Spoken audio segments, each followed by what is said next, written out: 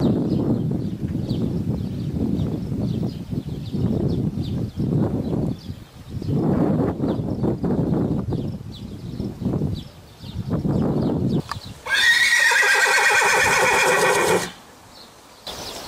حاكم الطحاوي، امين صندوق الهيئه العليا لسباق الخيل، ابو حماد شرقيه.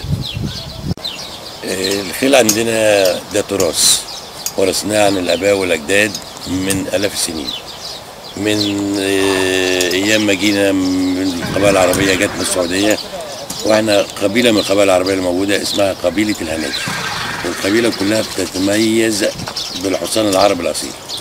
حتى علم الشرقيه نفسه متاخد من الحصان، متاخد من القبيله نفسها. اوروبا كلها بتستورد الخيل المصري الاصيل وبيستعملوه كجمال، يعني هو بالنسبه لهم خيل جمال اكتر من هي سبق، ان هم عندهم سبقهم الخاص بيهم اللي هو الخيل الانجليزيه البيور. اما الخيل المصريه العربيه الاصيله بياخدوها كجمال.